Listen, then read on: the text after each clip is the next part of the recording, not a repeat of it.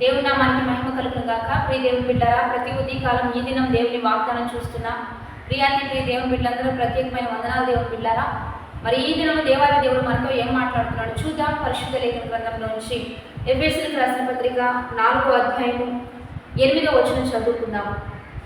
అందుచేత ఆయన ఆరోహణమైనప్పుడు చెరగా పట్టుకొని పోయి మనుషులకు ఈవులను అనుగ్రహించినని చెప్పబడి ఉన్నది. ఆరోహణమాయను అనగా ఆయన భూమి యొక్క క్రింద భాగములకు దిగిననియు అర్థమిచ్చుచున్నది.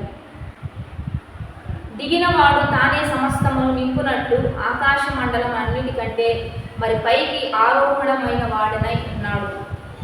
కాబట్టి దేవుడు బిడ్డారా, ఈరోజు దేవాది దేవుడు మనతో మాట్లాడుతూ ఉన్నాడు.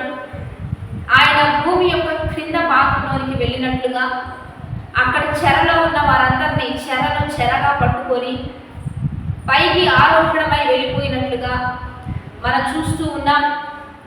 పాత నిబంధన గ్రంథంలో ఉన్న భక్తులందరూ కూడా మరణించి వారందరూ కూడా నెమ్మది పొందే స్థలంలో ఉంటున్నట్లుగా మనం చూస్తూ ఉన్నాం. అయితే ప్రభు అయిన యేసుక్రీస్తు నిన్నటి దినమున మనందరి నిమిత్తం మరణించి చనిపోయి పాతి పెట్టబడి ఉన్నాడు. ఆయన లోకానికి వెలుగై ఉన్నాడు కనుక ఆయన మరణించిన తరువాత మనందరము కూడా మరి దేవాది దేవుడు మనకు విడుదల ఇవ్వడమే కాకుండా మనకు రక్షణ ఇవ్వడమే కాకుండా పాత నిబంధన గ్రంథంలో ఉన్న భక్తులందరినీ కూడా చెరగా విడిపించడానికి వారి దగ్గరకు వెళ్ళి వారందరికీ ఈవులను ఇచ్చినట్లుగా మనం చూస్తూ ఉన్నాం. అంటే వారందరినీ బహుమతులతో ఆశీర్వాదములతో వారందరినీ అప్రిషియేట్ చేసినట్లుగా మనం చూస్తూ ఉన్నాం. చెరగా వారందరినీ కూడా తీసుకొని ఆయన నెమ్మది పొందే ఆ యొక్క పరదేశంలోనికి అడుగుపెట్టినట్లుగా మనం చూస్తూ ఉన్నాం. కనుక మనకు విడుదల ఇవ్వడమే కాకుండా మనకు శాశ్వత పరిష్కారం ఇవ్వడమే కాకుండా మరి పాత నిబంధన గ్రంథంలో ఉన్నటువంటి భక్తులందరినీ కూడా విడుదలనివ్వడానికి ప్రభు అయిన యేసుక్రీస్తు వచ్చి మరి ఈ శనివారం వారందరినీ గౌరవిస్తూ వారందరినీ ప్రేమిస్తూ వారందరికీ ఈవులు ఇస్తూ వారందరినీ తీసుకొని పరదేశికి వెళ్ళినట్లుగా మనం బైబిల్ లేఖన గ్రంథంలో చూస్తూ ఉన్నాం. కనుక ఆయన మనకు విడుదలనివ్వడమే కాకుండా అనేకులకు విడుదలనిచ్చాడు. కాబట్టి యేసుక్రీస్తు ప్రభు మరణమైపోయిన తర్వాత పాతిపెట్టబడిన తర్వాత మనందరికీ తెలుసు ఆయన లెగుస్తాడు. మరి మనందరూ శక్తిని పొందుతాం. పునరుద్ధానపు బలము దేవుడు మనకు అనుగ్రహిస్తాడు. కాబట్టి యేసుక్రీస్తు ప్రభు శిలువ మరణం అవగానే సాతానుడికి అయిపోయింది అనుకున్నాడు. కానీ ప్రభు అయిన యేసుక్రీస్తు మరణం అయిపోయిన తర్వాత ఆయన బ్రతుకున్నప్పుడు ఎక్కడ ఉంటే అక్కడే కార్యాలు జరిగాయి.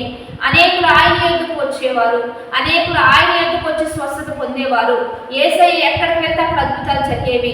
కానీ ఆయన చనిపోయిన తర్వాత పరిశుద్ధాత్మ దేవుణ్ణి ఆదరణకర్తగా మనం పంపిస్తే ఇప్పుడు ఈయన ఎక్కడైనా అద్భుతాలు చేయగలడు. ఎక్కడ ప్రతి వ్యక్తిలో నివసిస్తూ ఆ వ్యక్తి ద్వారా అద్భుతాలు జరిగించాడు. ఆ వ్యక్తిలో ఉంటూ ఆ వ్యక్తిని బలపరిచి సూచక్రియలు జరిగించాడు. కాబట్టి పరిశుద్ధాత్మ దేవుడు సర్వాంతర్యామి. ఆయన ఎక్కడైనా సంచరిస్తాడు. ఎవరి ద్వారా ఆయన పనిచేస్తాడు. ఎవరు విశ్వాసంతో ప్రార్థిస్తారో వారి యొక్కకు వెళ్ళి వారి ప్రార్థనలు వింటాడు. వారి అక్కర్ల అవసరతలన్నీ తీరుస్తాడు. కాబట్టి ఇంకా ఆయన శక్తి పెరిగింది, ఇంకా కార్యాలు పెరిగాయి, ఇంకా అద్భుతాలు పెరిగాయి. అందుకని సాతానుడు శీఘ్రంగా అణగదొక్కబడ్డాడు. వాడు అయిపోయింది అనుకున్నాడు. కానీ ఇంకా కొత్తగా ఒక ప్రత్యక్షత, ఒక ఉజ్జీవంతో ఇంకా గొప్ప కార్యాలు చేసే విధంగా పరిశుద్ధాత్మ దేవుడు కదిలాడు. ఆయన సర్వ సృష్టికర్త, సర్వాంతర్యామి, అన్నిటా ఉండే దేవుడు ఇక్కడ ఉంటాడు, నీ దగ్గర ఉంటాడు. ఇంకా ఎన్ని ప్రాంతాల్లో వారు ప్రార్థిస్తూ ఉంటారో ఆ ప్రాంతాలంతటా ఆయన సంచరించి అన్ని చోట్ల కార్యాలు జరిగించేది పరిశుద్ధాత్మ దేవుడే. కాబట్టి దేవుని బిడ్డారా, ఆయన మరణం మనకు విడుదల, ఆయన పునరుద్ధానం మనకు జీవాన్ని ఇస్తుంది. కనుక మనందరం విశ్వసిద్దాం. ఈరోజు పరిశుద్ధాత్మ దేవుడు నీలో ఉంటాడు, నీతో ఉంటాడు, నీ ద్వారా అద్భుతాలు జరిగిస్తాడు, నీ వల్ల గొప్ప కార్యాలు జరిగిస్తాడు. కనుక ఇది విశ్వసించి మనం నడుచుకుంటూ ఈ యొక్క వాగ్దానాన్ని బట్టి మనం ప్రార్థనాపూర్వకంగా ముందుకు కొనసాగుదాం. పరిశుద్ధుడా, మహోన్నత, గొప్ప దేవ, ఈ దినం మీరు మాకు ఇచ్చిన బలమైన వాక్వచనాలు బట్టి నీకు మహిమ. ఎంతమంది బిడ్డలు ఈ వాగ్దానం చూస్తున్నారో ఈ వాక్వచనాలన్నీ బిడ్డల పట్ల రూఢీపరిచయ్యా. నీ మరణ పునరుద్ధానము మా జీవితానికి గొప్ప కార్యాలు జరిగించాలి. నీవు వెలుగై ఉన్న ప్రకారం మేము కూడా లోకానికి వెలుగై ఉండినట్లుగా అనేకులు వెలిగించి నీ కృపలో ముందుకు కొనసాగించమని ఈరోజు బర్త్డేస్ మ్యారేజ్ చేసిన వారికి దీవెళ్ళు శుభములు నీ పేరిట ప్రకటిస్తూ ప్రభు అయిన యేసుక్రీస్తు యేసునామం పేరట అడిగి వేడుకొని ప్రార్థిస్తున్నాము తండ్రి. ఆమె మంచిగా లైక్ షేర్ కామెంట్ చేస్తూ దైవికంగా సిద్ధపడదాం. దేవుని బిడ్డలారా, రేపటి దినం ఈస్టర్ ఆరాధనలో ఉదయకాలం 4 గంటల నుంచి 6 గంటల వరకు ఉదయకాలపు ఆరాధన జరుగుతుంది. మధ్యాహ్నం 11 గంటల నుంచి 3 గంటల వరకు మధ్యాహ్నపు ఆరాధన జరుగుతుంది. మీరందరూ కలుసుకోవాలనుకుంటే JPM మినిస్ట్రీస్ యొక్క చర్చి ప్రాంగణంలో ఈ ఆరాధన జరుగుతూ ఉంటాయి. మనందరం కలుసుకుందాం, దేవుని నామాన్ని మహిమపరుద్దాం.